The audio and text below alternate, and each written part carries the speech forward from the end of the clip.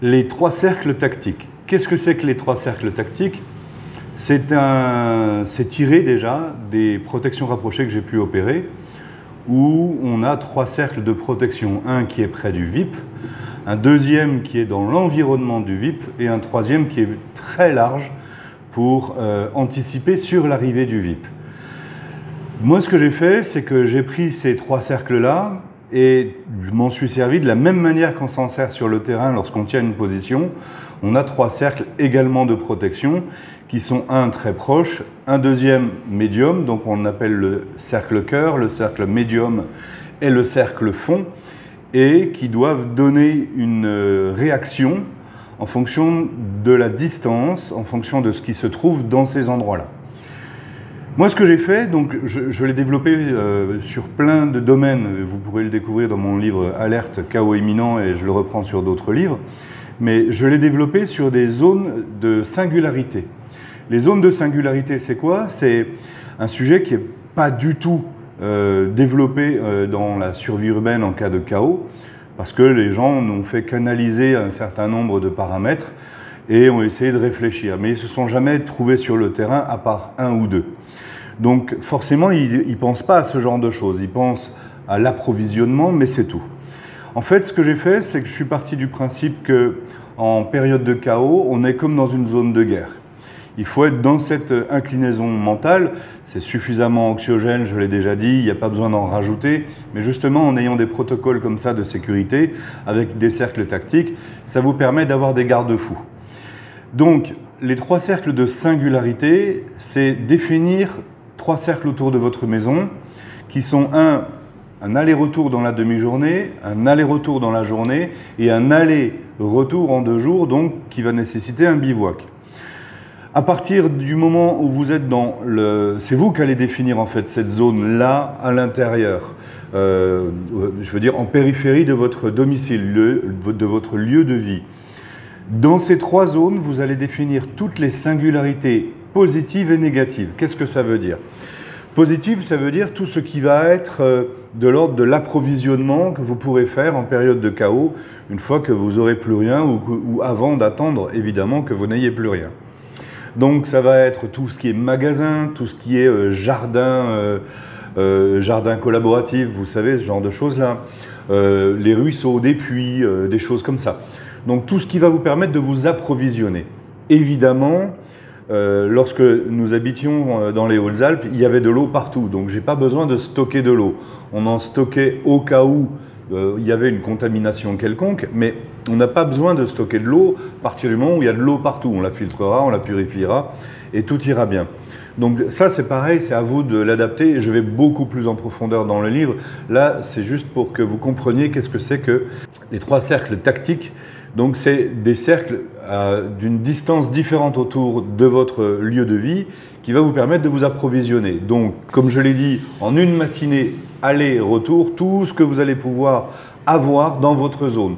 Du gaz, de l'eau, de la nourriture, des vêtements, des couvertures, enfin tout ce qui va vraiment vous permettre de vous ravitailler. Du positif, du bois pour la cheminée, que sais-je, des jardins que vous avez peut-être planqués, une BLM, je reviendrai sur les BLM, les boîtes aux lettres mortes, ça doit être à une demi-journée aller-retour. Vous devez en avoir pas très loin sur votre terrain et pas très loin de votre terrain, mais à une demi-journée. Donc vous voyez, c'est tout ce qui va être singularité positive, mais aussi de prendre en compte toutes les singularités négatives. Les singularités négatives, ça peut être près d'une prison, d'une centrale nucléaire, de quartiers un peu chauds.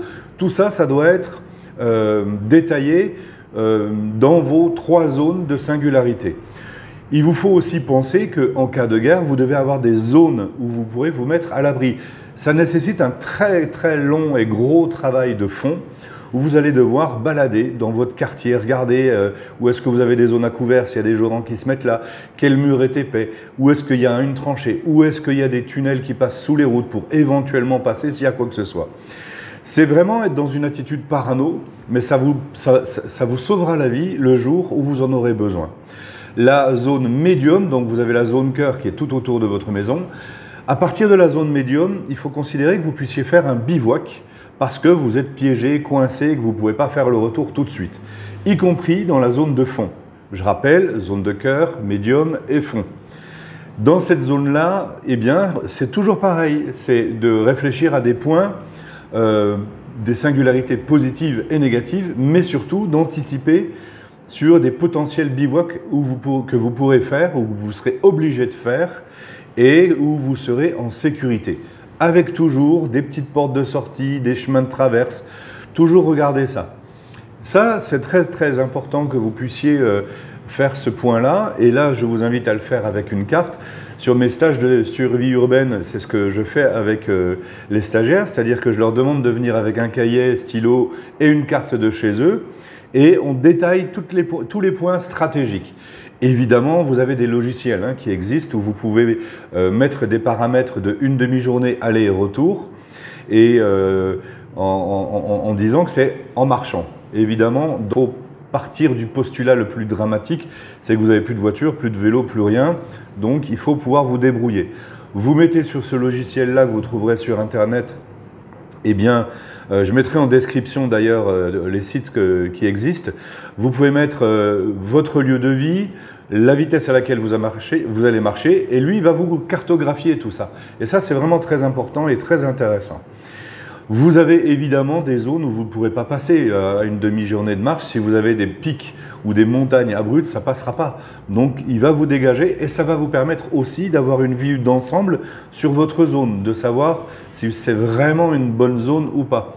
Dans mon livre, je dis que pour moi, la pire ville où il faut vivre, c'est Grenoble parce qu'elle réunit, d'après moi, toutes les caractéristiques de singularité négative pour y vivre. Vous avez des quartiers chauds, vous avez risque d'inondation, d'éboulement, zone chimique, enfin, c'est la totale. C'est vraiment pas la zone où il faut habiter, c'est vraiment pas Grenoble.